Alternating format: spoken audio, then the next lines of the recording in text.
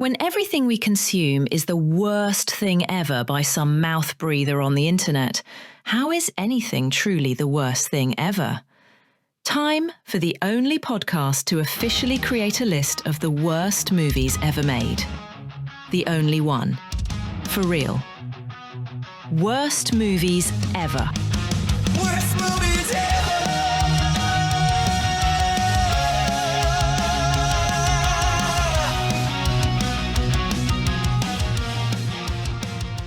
I think sometimes going back in time and reveling in nostalgia is a double-edged sword.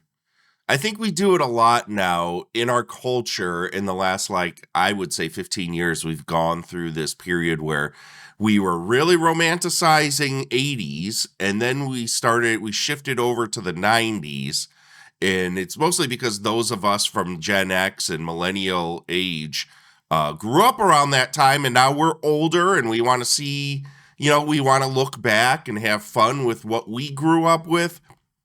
And in doing so, you sometimes highlight things that weren't necessarily real because they were an aesthetic.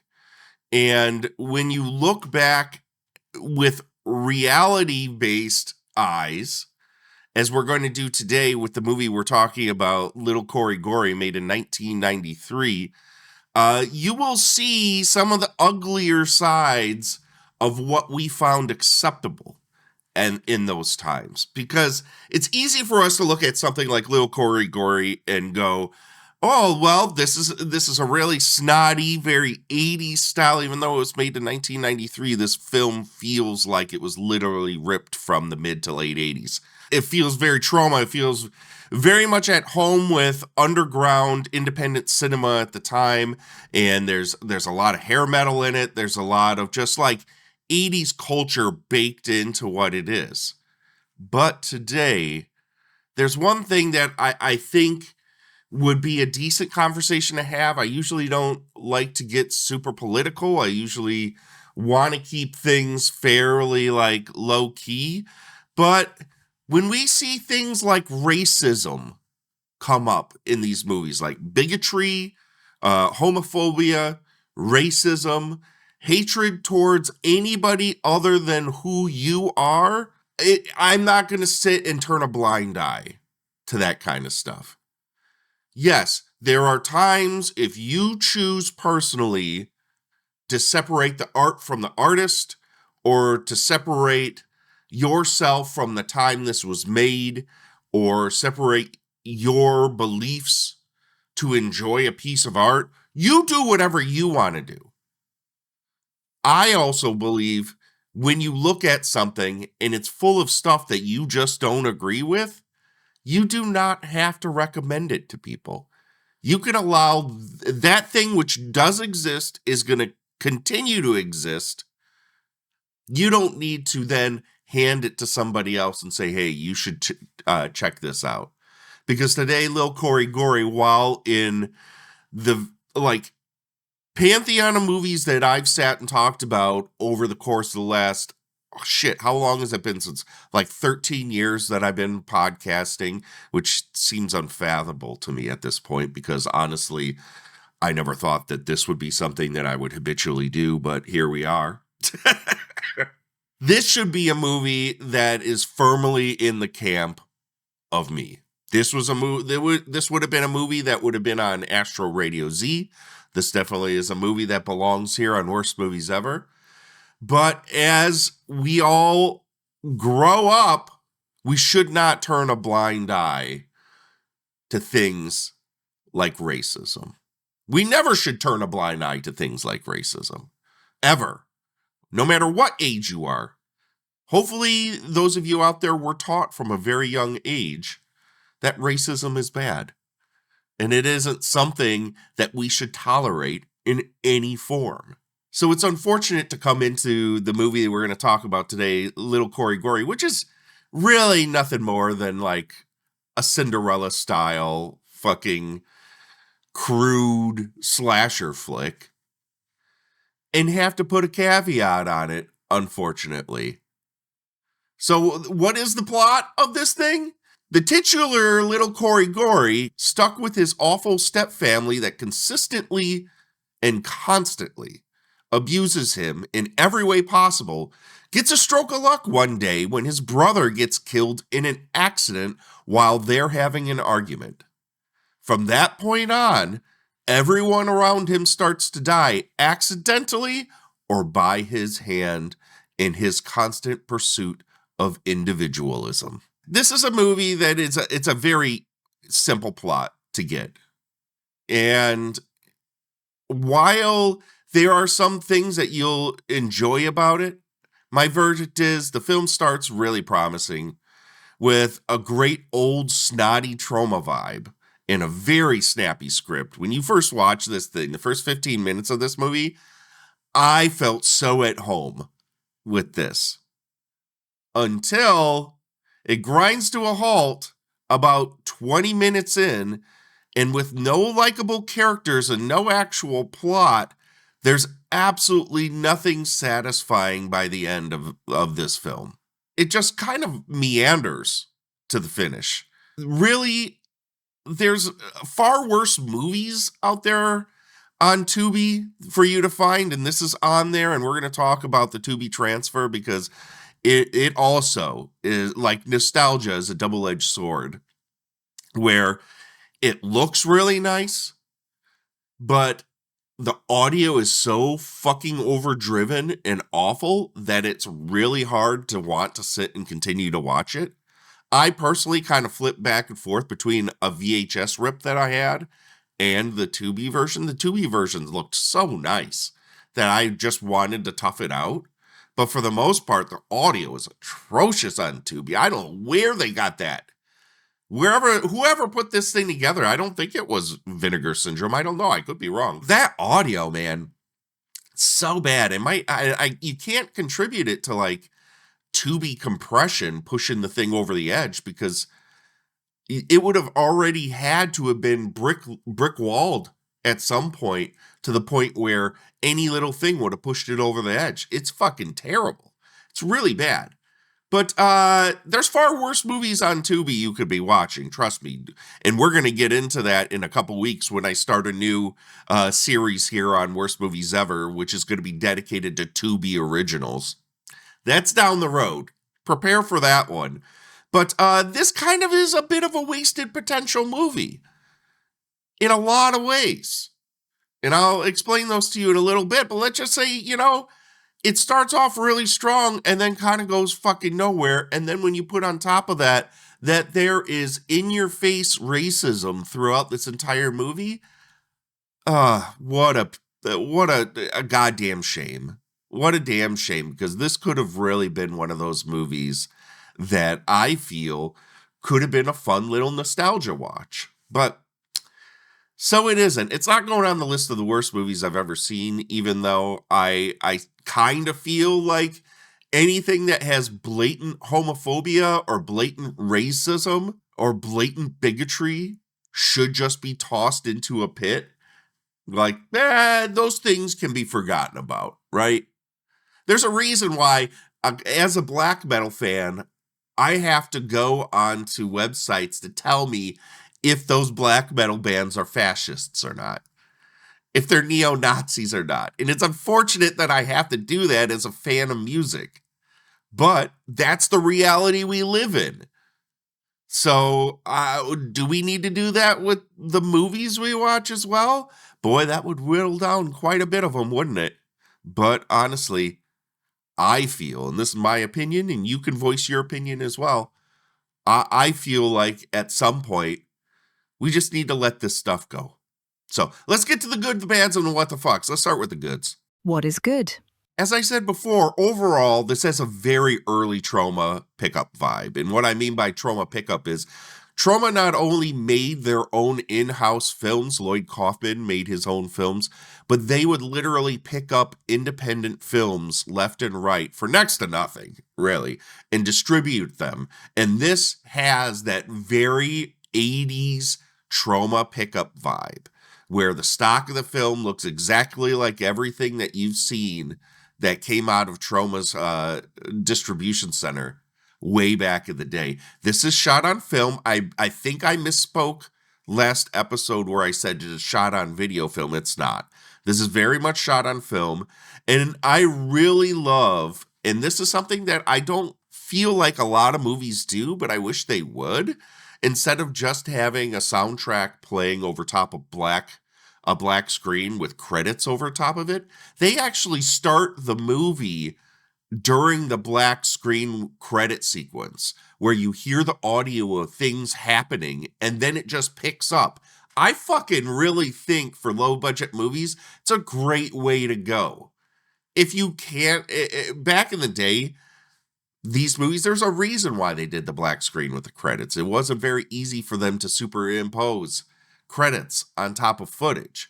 But that was a great way to do it. No time was being wasted. None. It's unfortunate that didn't continue through the film. But anyways, next good I have is the dialogue is really spicy and fun.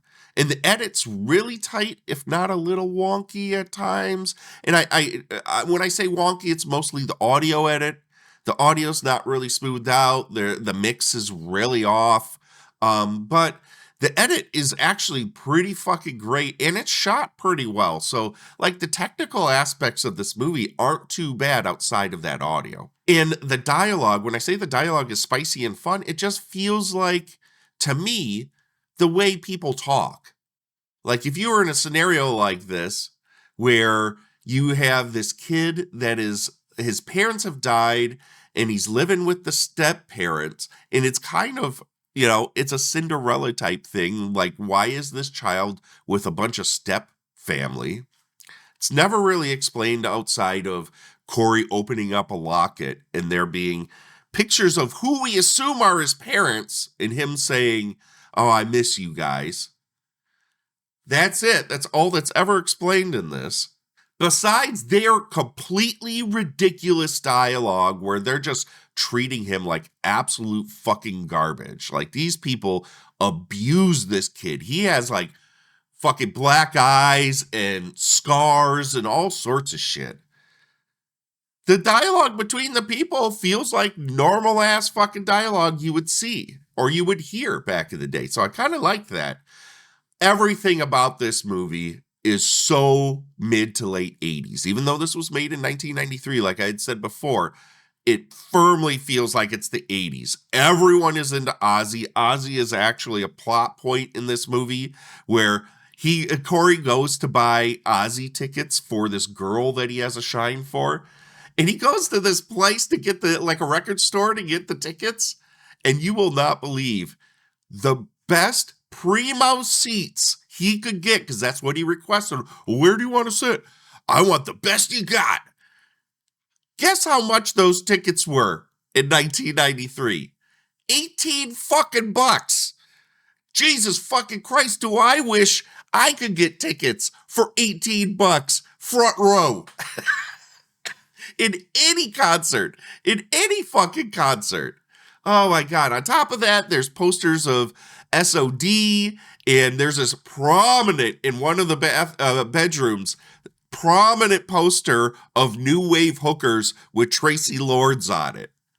Oh my God. Domino's pizza boxes, Coors cans, tons of hair metal all over this. There's the best part of this movie for me, honestly, is the fake Kiss band. That is, I think it's called Creature. When you look in the credits, I think the band's name was Creature. But this phony Kiss band that plays on TV and that does most of the music, it's wonderful. It gives me such fucking late 80s, early 90s vibes of like the time when hair metal ruled, right? And it's just a good vibe and nostalgic vibe for me. There's this one scene where this kid is playing basketball outside of his house in his driveway, and this dude kind of rolls up on a bike, and his basketball rolls down to him, and the guy kicks it back to the kid, and the kid's like, this guy kind of wants to play. So he throws the ball at the guy again, and the guy kind of looks at it and smiles and throws it into the road. It starts going off, and the kid literally goes out after it and gets hit by a fucking car. And the guy's just so content with himself. It's like, what the fuck is this? The gore effects in this movie are hilariously bad. Hilariously bad, and I kind of love them for it. Like, there's this scene where the brother, like I said before, dies. They're kind of like tussling because the brother had stolen his Aussie tickets to take this girl to, and then told Corey that he banged her and all this. And Corey's going nuts, just absolutely nuts on Biff, the brother Biff. Lots of references to other things in this movie. But Biff gets accidentally thrown into glass and his arm pops off.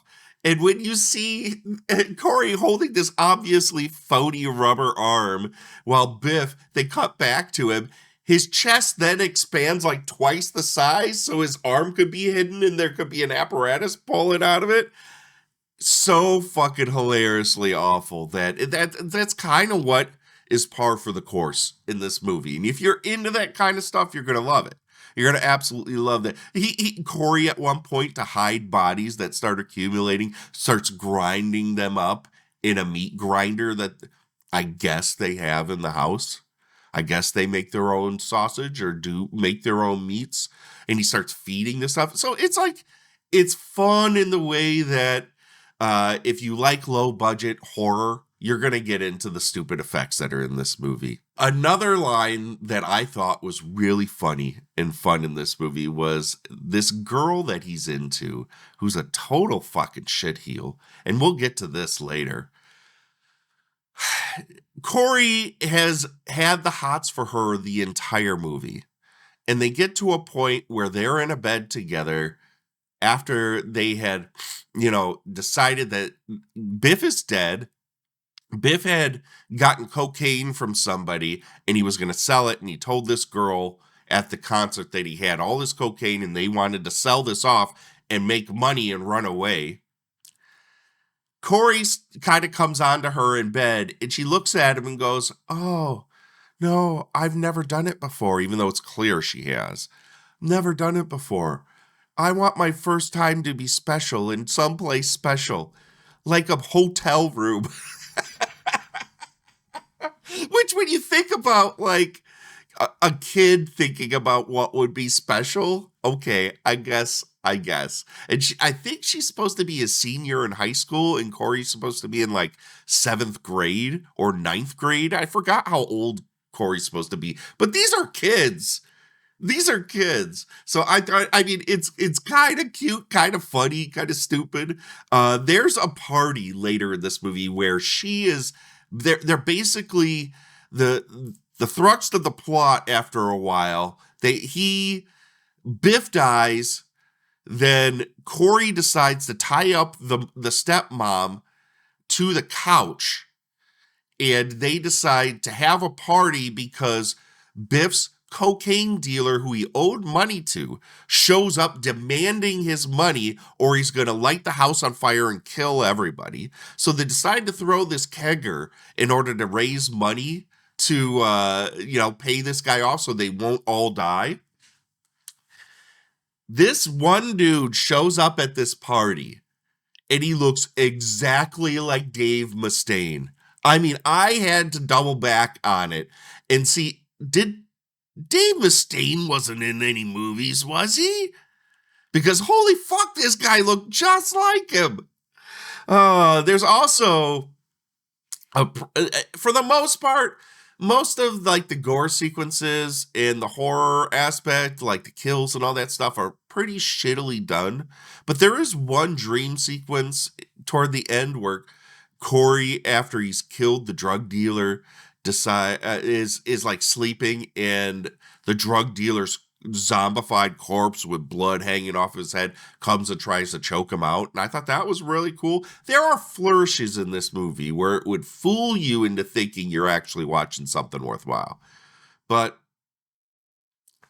you'll see why this more than likely is. And honestly, this is my last good. This shouldn't be a good, what I'm about to say.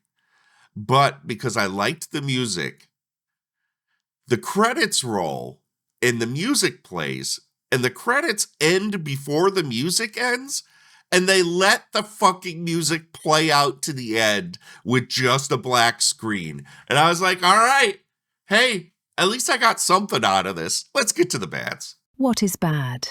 As I had said before, the number one bad of this movie is racism.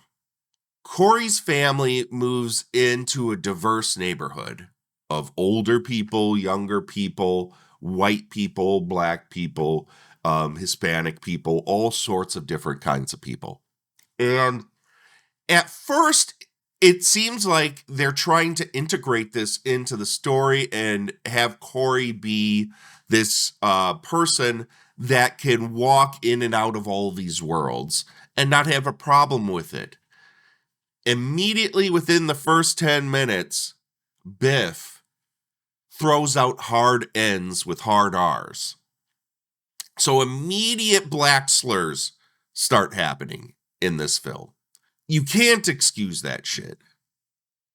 I know it was a different time, but it starts off hard really quickly. You think they're going to roll this back a little bit and counteract it because Corey becomes friends with a girl next door, and they start having, I think she likes him more than he likes her. It feels like they're going to counterbalance this racism by having an interracial relationship in this movie. But later in the movie, when Corey is full into his like homicidal rage and into this girl that obviously doesn't like him, this really shitty fucking white girl that I told you about before that wants to get laid somewhere special like a hotel. He then throws out hard N's with hard R's at this girl. And you're kind of like, what the fuck was the point of all of that? Not even talking to you about the fact that Biff also has fucking a swastika flag in his goddamn room. Like, the only reasonable people in this entire movie, and I'm not kidding you, are the black couple that lives next door. Are they commenting on something with this? Because I'll tell you this, everyone else in this movie are complete pieces of shit. And this goes into another bad. There are no good people other than this black couple that lives next door in this movie. You can't like Biff. He's a total piece of fucking shit and racist. You can't like the girl that he's into, which I don't recall her name at this point, and I feel really bad about that. Because she also wants to use Corey and anybody she can to get what she wants. You can't get into the stepmom who's nothing but a drunk and abuses Corey and also says awful things. You can't get into Corey, the lead of this movie, who at one point jumps into breaks into this girl that he really likes' house, steals panties and sits and sniffs them, and stuffs his pants with a fucking sock, trying to fake like he has a huge ass dick. So he's a panty sniffer, he's also racist, and he's a murderer. So, I mean, there's really nobody in this movie to like at all. If you're fine with that, then okay, it doesn't really matter because this is just like one big old satirical farce, this movie. But man, the combination of the racism with the fact that there's like no good characters in this movie makes it tough, like really fucking tough to want to see this one through. On top of the fact that about 20 minutes in, this movie grinds to a halt. It just goes nowhere. It just meanders and spins its wheels for like a good 45 minutes of the movie until the final section of the movie where some things start to happen. But at that point, do you really fucking care? You've just been sitting there looking, because let's be honest, there's really no like art direction. This is just like a house with white walls for the most part, other than Biff's room with a huge swastika and a new wave hookers poster in it. Other than that, it's a very ugly movie to kind of sit and look at. Even though there are some sequences, like there's this one mail courier who shows up, and there's a shot through the peephole, which is really nice. I mean, there's some things, but for the most part, this is a pretty shot to shot to shot to shot, mid shot, mid close up kind of movie. That's what this is. Then I also told you the audio mix is all over the place in this movie, and I would recommend, if you could find a VHS copy, or if it's on DVD somewhere, find an old copy of this if you gotta watch it, because the audio mix won't be as awful as it is on Tubi. Tubi is in HD, and it looks great. But the audio mix is overdriven and shrill. So it makes it really hard to want to sit and watch it. I don't know if there's like customer support that you could complain about this to try and get a different mix. I don't think it's worth it, to be honest. But it's awful. It's really fucking bad. Then, on top of that, most of the acting in this movie is fucking abysmal. Like, really fucking bad. A lot of people just kind of stand there and half-ass spout out their lines. In the beginning, it starts off really strong, but by the mid part of the movie, where it just meanders, the lead girl in this, that's the heel, is so terrible. She is awful in this movie. There's also a scene later on where Corey gets in the shower and he contemplates, after, killing all these people, and he's lost money and the girls left him, that he's going to commit suicide. He's in the shower, obviously not naked. He's obviously in pants. And then by the end of this movie, spoilers, I kind of spoiled everything, to be honest, Corey gets away with everything. It all works out for Corey. And the cops save him, and he frames it in a way that his stepmom killed everybody. Freeze frame on him with the smirk on the face. I don't know. It doesn't seem like that should be how it ended, but it did. Let's get to the what the fucks. What the fuck is that? After Biff dies, Corey ties up his stepmom to their couch in their living room, because this is essentially the only place the stepmom goes to. She just eats, drinks beer, and screams at everybody from this couch. So it wasn't too hard for Corey to just tie her up. He drugs her in her food. She passes out, and he ties her up to the goddamn couch. When she finally gets free of the restraints with just the gag, instead of asking the person to untie her completely, she begs for a beer. What the fuck? And on top of that, this movie takes place over the course of, I'm guessing, a few weeks. She never goes to the bathroom. Not once. How would a person, over the course of multiple weeks, not soil that couch to such a state that you would literally just have to take it out and burn it? What the fuck? I know it's a movie, but Jesus, within a day that thing would be fucking awful. Right? But that's just how it is. And the last what the fuck. There is, throughout this movie, there are news reports of a serial killer that's on the loose. This notorious, highly dangerous serial killer. He only shows up in one scene for 30 seconds and then promptly dies. Gets hit by a car. Why did you even bother with that? Why was that in this movie at all? What a complete fucking waste of time. And that there, guys, is Little Corey Gorey, made in 1993. Unfortunately, I would have to say that this was kind of a waste of time. This wasn't a great movie.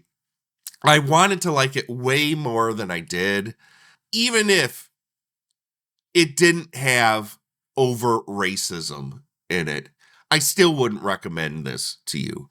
But because that's in there, I'm going to give a hard pass to this. It is, I mean, it's blatant and it's right in your face, and all of the characters do it.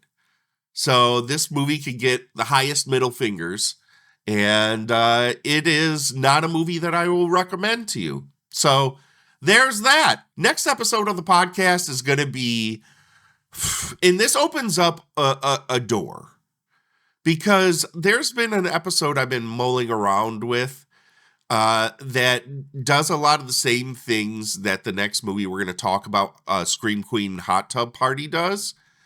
And I think I might mash those two things together to have a conversation about clip show films. Because that's what the next movie is. It's a clip show movie comprised of Slumber Party Massacre, Sorority House Massacre, and Hollywood Chainsaw Hookers. So get ready. I'm hoping to have a guest on the next episode. I'm not sure if I'm going to make that happen, but I may have a special guest, next episode. If you would like to call in and cut promos on me, voice your opinion about this movie, any of the movies on previous episodes, or give your worst movie ever, you could call in the call-in line at 414-367-7542. That's 414-367-7542. Call in and let us know what you think about worst movies ever. Until then, guys, see you next week. Take care. Worst Movies Ever podcast is executive produced by Vaughn Koolmeyer and Shannon Smith. For more Worst Movies Ever, and to make the Doctor watch your worst movies ever, subscribe to the Worst Movies Ever Patreon at patreon.com/Worst Movies Ever. There you will get a monthly exclusive WME podcast plucked from the user-generated film list, randomized episode to episode. Until next time, celebrate trash at all costs. Toodles.